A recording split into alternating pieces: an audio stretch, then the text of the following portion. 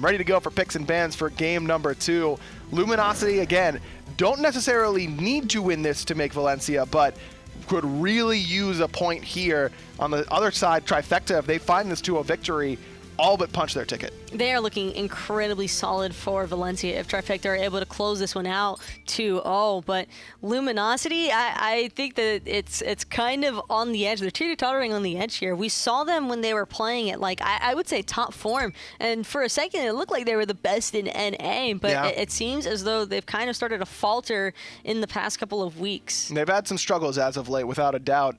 Terra and Naja, the bans from Luminosity, we got to respect that Naja that Cynosure has. Trifecta go with the exact same bans they did last game, but they were in the first pick position. So now Luminosity has the choice. Do they go for that Khepri again? No, it's going to be the Soul, and I like this pickup because, again, you want to keep this out of Snoopy and Hurriwind's hands. And a fairly safe pick as well, considering that you can flex that either to the ADC role. We all know BaRRa's got a 6 soul. Oh, yeah. And I'm sure that Baskin has a very solid one as well. I mean, he's definitely an established mid laner, I'd say, by now. He knows how to play mechanically. But again, Fafnir left open for Eonic, and Trifecta immediately going to take it, and the Morrigan. The same 2 picks that they did last time. But Morrigan, again, I think a flex pick here could be for Hurriwind, who played it very well in that mid lane and could go to Kiki in the solo. They're just trying to keep that 100% win-loss on Morrigan alive. That's pretty much what it's coming down to, I think. And Matt's going to try and run it back on the Susano. I like this choice. I don't think that Susano was really the issue in that last game. I think that Luminosity just fell a little bit too far behind to really make their composition work. Geb, the other selection for JeffHindla. So very similar to the Khepri, but not quite that Egyptian Guardian.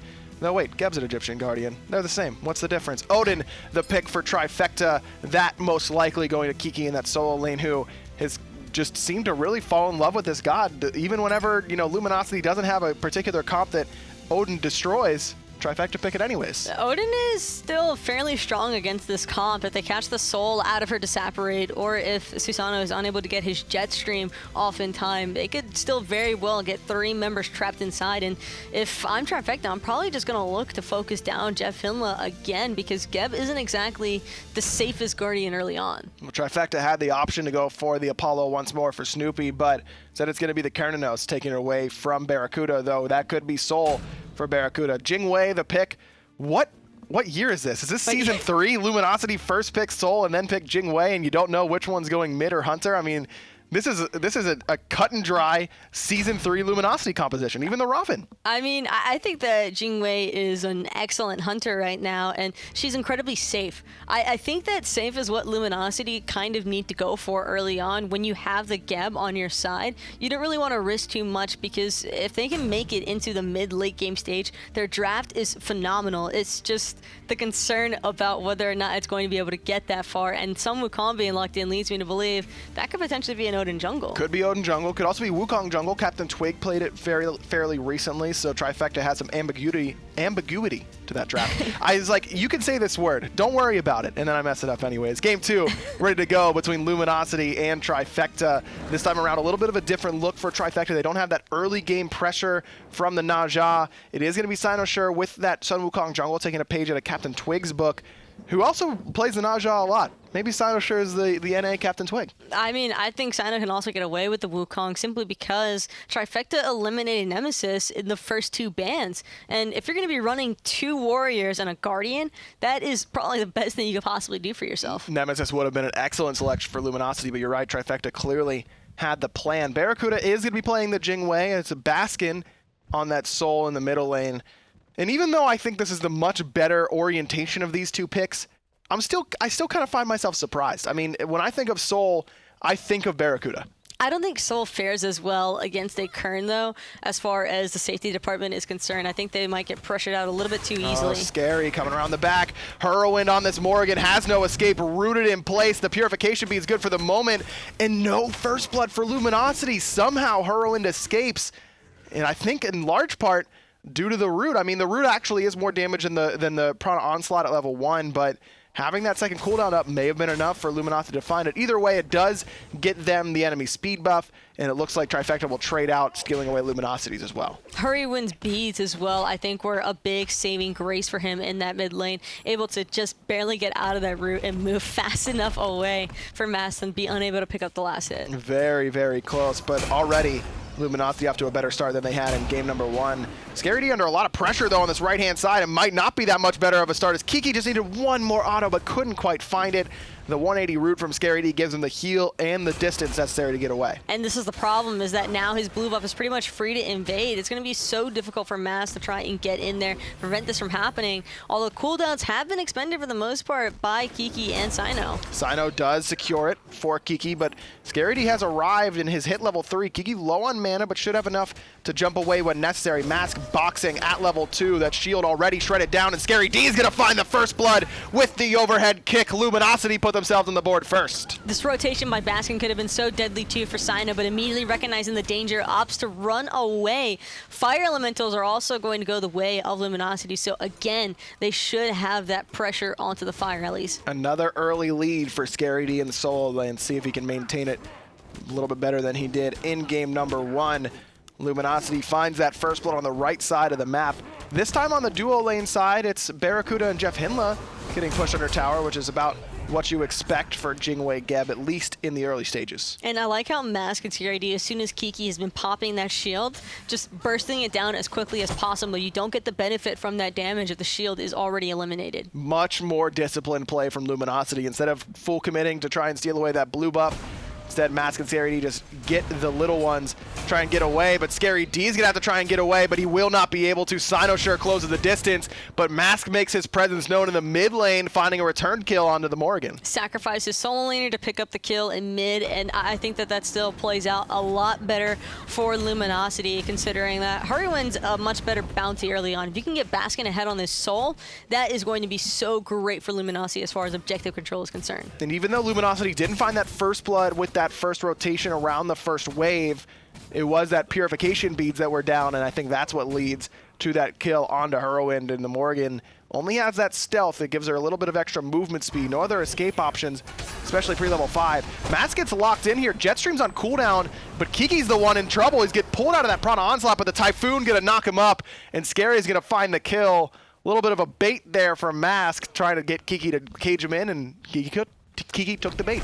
3 kills for Luminosity, and Mask has been an assistant to all of them. So already showing that Susano definitely wasn't the issue in the last game. I think he just had a rough time trying to start off the impact with it. But with ScaryD maintaining such a strong lead now due to these rotations, I think that we might see a couple of early rotations from him as well. It could make that his presence known in the mid lane for sure. I mean, as I mentioned, the Morrigan, no real escape. Now hitting level 5 and having the purification beads back up means that Hurriwind's going to be a little bit safer, but certainly pretty susceptible to ganks in that mid lane. Wherever the Morrigan was first released, everyone was saying, I don't think she can really mid because she's too unsafe. It's too difficult for her to get away, and it's too difficult to put that damage out with the 3 aspects as a mid laner because you just get blown up with such a short range ability. But players like Lobster and Zeros have kind of proven that to be not the case. A lot of those guys really initiating with that 3 aspects and stealth combination. I mean, she's 14 for 14, so that's got to stand for something. I think that she's definitely a strong mid lane asset right now. Granted, if you have a equally proficient mechanical player. Yeah, and certainly Hurriwind can fit that role. We talk about it all the time when it comes to Morrigan players. How well can they play? The different gods that they have at their fingertips. Hurriwind, one of the initial multi-role prodigies in the game, so you know he's got it all on lock. That's the throwback right there, is referencing Hurriwind as the multi-role prodigy from the, the COG days, I believe? Yeah, way back in the day. Eonic gonna show his face on this duo lane side, but misses the hammer onto BaRRaCCuDDa. Even if that would have connected, you mentioned during the picks and bans, Jingwei, one of the safest gods in the game in terms of that hunter role. Plus, it's so much easier to abuse the farming factor of Jingwei. You can constantly grab those back harpies off cooldown and not really miss out too much in the wave just because of the fact that her passive allows her to fly that far. Mask again on this right side. This time no kill potential with how far under tower Kiki is, but I suppose the fire elemental's coming up. not the worst thing in the world to be splitting another wave with Scary here, but I don't know. Sometimes we see junglers do this where they get their solo laner a lead and then continue to tax their waves afterwards. And in some scenarios, I think that it might be better to just leave them alone and let them run away with that lead a little bit more. I kind of don't blame Mass, though, because he's getting a solid amount of farm, and against a Wukong, especially since Cyno's opting for the Talaria boots, yet again, looking for a lot of poke, I believe, with his cudgel to proc that. Oh, look at the blink in from Jeff. But no Cataclysm. There he goes with it. 3-man, and Eonic is here. Hurriwind transformed into Kiki to lay down that cage. Good damage coming out of Baskin. There's the Supernova coming down from Baskin. Cynosure does claim JeffHindla there, but they trade out Hurriwind, mid laner for support. Knowing JeffHindla, he's going to be happy with that trade 7 days a week. That's worth it every single time. And I mean, Cyno even almost died right there. Just that last little bit of the ultimate from Soul unable to connect. BaRRaCCuDDa still sitting at level 8 with Snoopy. Now has a slight level lead and going to take this opportunity to put a little bit of aggression on the Snoopy. And Jing, I think that in previous, in Season 3, whenever LG was basically first picking her every game, and for good reason, having that Fatalis effect on agility was such a big factor, but now getting that extra power is still a big boon if you can find yourself with that knock-up agility combination.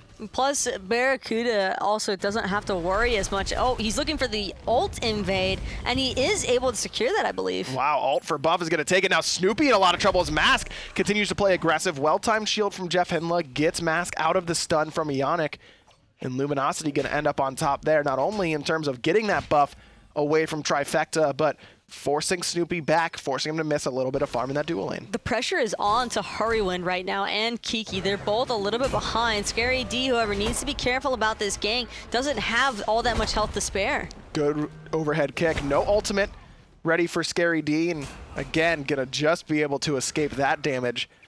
The key component of that gank for me, or in the survival from Scary D, is not using the overhead kick for the Tiger Stun, instead trusting himself to juke out that pretty difficult to maneuver ability, and then use the overhead kick to get out of the Raven Shield damage. He had to wait for the Bird Bomb to come through before popping that overhand kick. And I mean, for a good reason, it's such a deadly combo early on from the Odin. That damage is actually pretty insane if it connects. Both junglers spending some time in this solo lane. Now it's Mask's turn to show up and put some pressure onto Kiki, who is going to survive for the time being. Had his cage up anyways, was going to be safe basically no matter what. Luminosity off to a much better start in game 2 than they had in game number 1, but still not in the commanding position that Trifecta was, even at this 8.5 minute mark. They're up about 1,600 gold.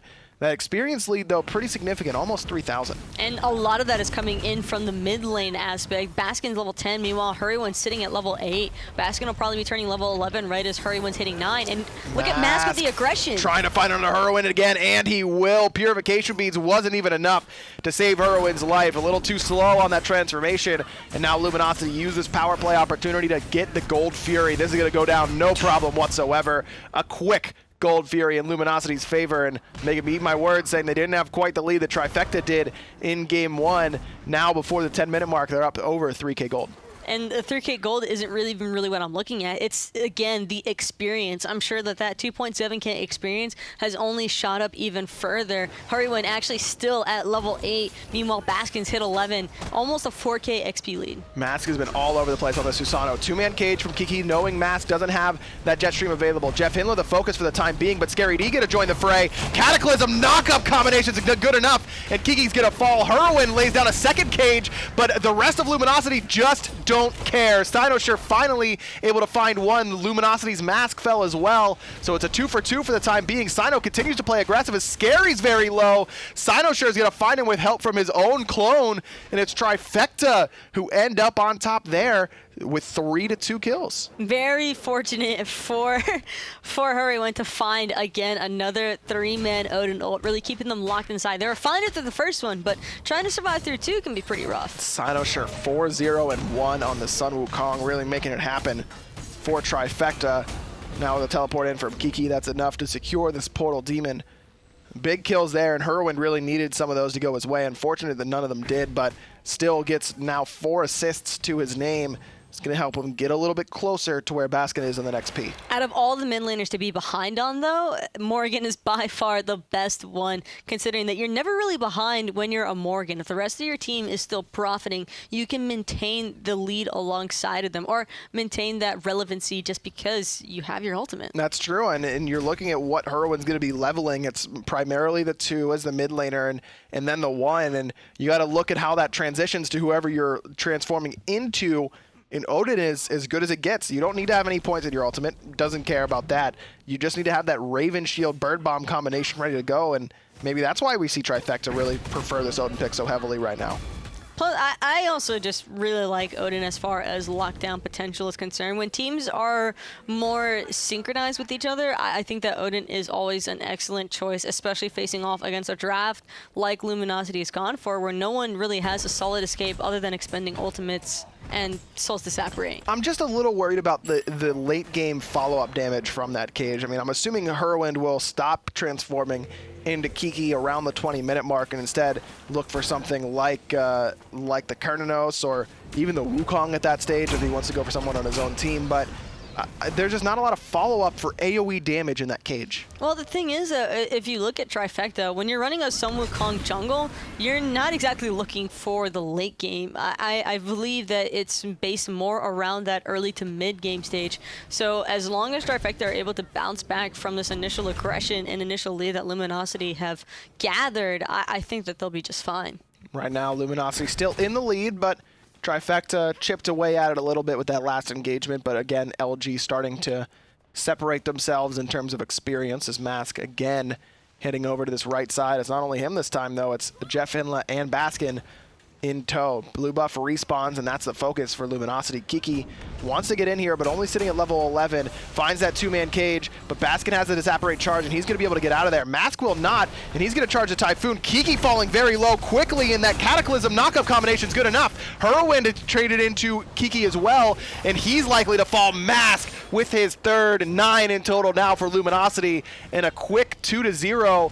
Some decent damage across all members of Luminosity, but no burst, Taco. They tried it again. They tried to do the double Odin ult, except this time they didn't have the bird bomb damage coming through on top of Mask and JeffHindla. So when they're not 1 HP, not really a whole lot for Cynosure to try and clean up. BaRRaCCuDDa is going to get this tier 1 tower in middle as well. So 2 tier 1s go down, the one in mid and the solo one.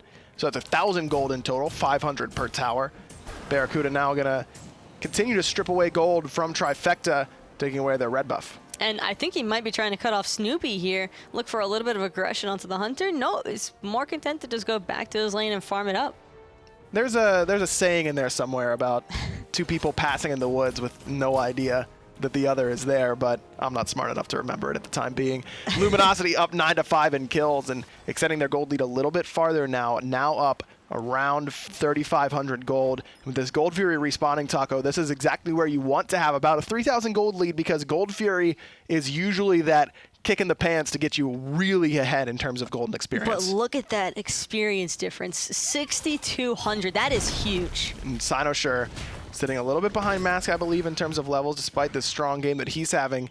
Kiki is the one who was pretty far behind. He was sitting at level 10 during that last engagement, didn't even have access to his second relic. 2 levels down still for Hurriwind in that mid lane, and 2 levels for JeffHindla over Eonic. So you're right, almost everyone on Luminosity has a fairly significant lead in their favor. And that's going to make things incredibly difficult for Trifecta to try and fight back into. Hurriwind needs to be basically on point with these ultimates, otherwise they're just going to continue falling even further behind.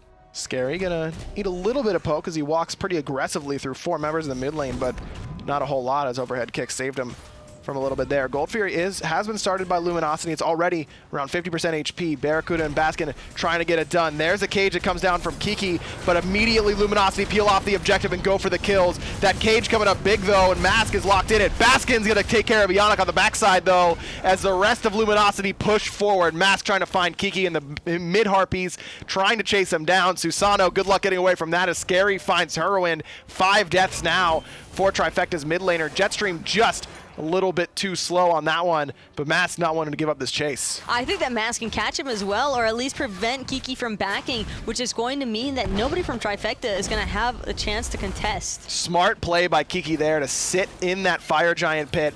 That's slow, helping him get away. So Baskin and the rest of Luminosity get the Gold Fury. Cynosure in trouble, has just enough mana for that 72 transformation, but just enough is not going to do it because that Scary D is coming around the back. Aegis will buy him a second.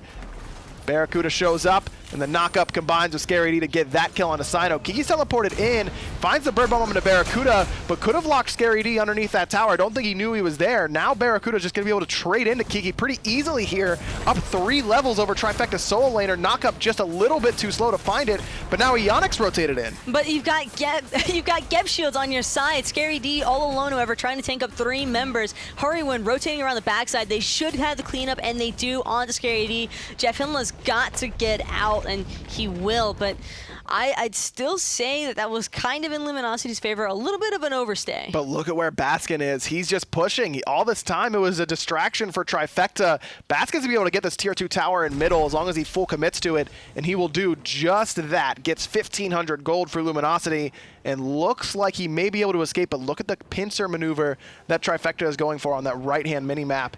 Now Baskin caught between a rock and a hard place, and that disapparate speed buff combination zooming down that right side. Snoopy's got to hit him with a root, and I'm not sure he'll be able to do so. And the rest of Luminosity, meanwhile, is starting to rotate over. Mask looking to go in. They're engaging too hard on the Baskin. 3-man knockup from Mask, and he gets out of the cage. JeffHindla, the only one locked in there. I don't think he minds too much, though. There's the ultimate coming out of Hurriwind's version of Susano, but Mask gonna say, I'm the real one here, and puts down Hurriwind. Bird Bomb just off the mark from Kiki, and he's gonna fall. Mask with another kill, 5 in total for him, and Scary D all by his lonesome, pushing away 3 members of Trifecta. Meanwhile, BaRRaCCuDDa is skipping alongside into the fight. Hey guys! Hey, I'm here and doing a lot of damage. Bye, Eonic. I'm probably going to kill you here. Airstrike going to be right there, putting BaRRaCCuDDa in position. Actually just trusting his team to finish off Eonic, trying to find Snoopy, realizes that Trifecta's Hunter is a little bit too far out of range and going to take that one for himself.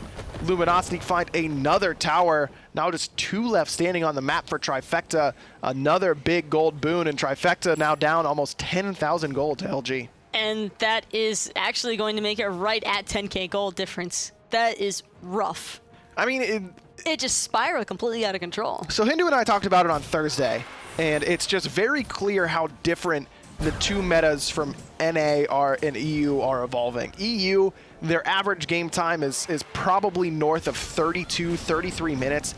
Luminosity and the rest of North America, these games seem to be much quicker paced, and most teams tend to fall behind very quickly and permanently for that matter. What's the main difference? Why do we see EU have such close, long games and NAs are usually blowouts? EU is more objective based. Hold that thought though. Kiki's trying to make sure that Luminosity stay off this Fire Giant just a moment longer so the rest of Trifecta can rotate in, but it might have just, and it did just cost him his life. Fatalis complete for Baskin, and the chase is good. BaRRaCCuDDa still on this objective and doesn't have any lifesteal, but is happy to tank it up for the time being as Hurriwind gets chased down in that mid lane, down 4 levels to Baskin. The stealth gonna buy him a second. Now he's gonna transform into Jing, actually trying to trade out up against Baskin, but then uses the airstrike, trying to get away, but the Stellar Burst gonna catch him. Scary, gonna notch number 6 for himself. Baskin with that Fire Giant buff is just absolutely terrifying. It's a soul, and it's a pretty boosted soul at that. It sure is. Look at where Jeff and BaRRa are on the player damage charts. They really haven't had to do a lot of heavy lifting in this one. It's been all Scary, Baskin,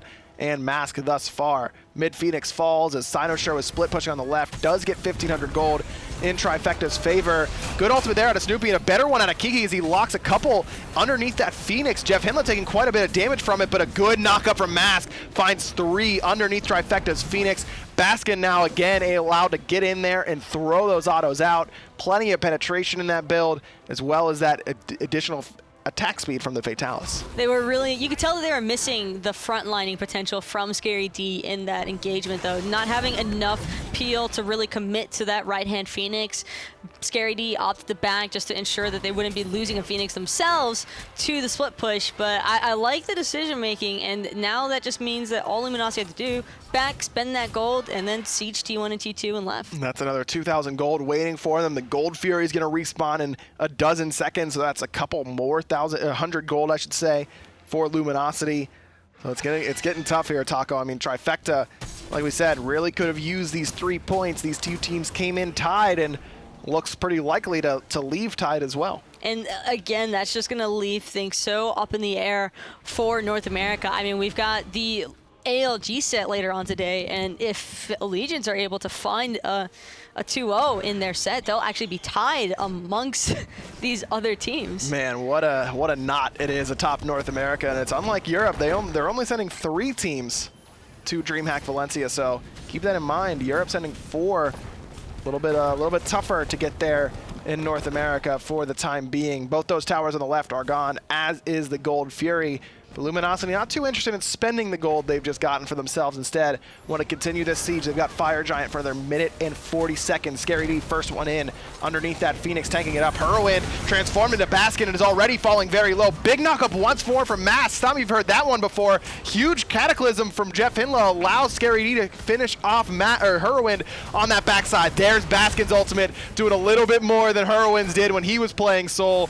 Kiki gonna fall right as he gets into the fountain. Baskin claims his 6th, 6-0 and 8 for Luminosity's mid laner, and LG even it up. We came in tied, we're leaving tied. 1-1 between Luminosity and Trifecta. And this is the crazy thing about North America to me right now is the matches just are so one-sided. I mean, you saw Trifecta in game number 1, and everybody's probably just thinking, wow, LG have like incredibly fallen off. And I do still think that Luminosity have faltered a little bit from where they used to be, at least when they were in the spring split. They looked a lot more put together, but that was a complete 180 on both sides. Yeah, both teams looking really good in one game and not so good in the other. We've got someone on the line here to talk us through that set. It's LG's mid laner, Baskin. Baskin, how you doing?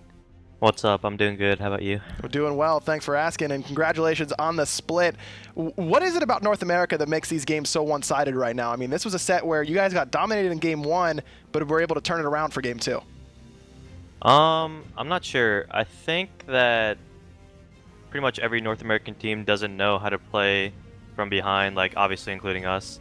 And it just kind of like sucks right now, so we get behind, then we don't know what to do. Wow, I was going to ask you if you guys thought you were making any progress up against where EU is after the Masters land, but oh, no. Doesn't sound like it, no.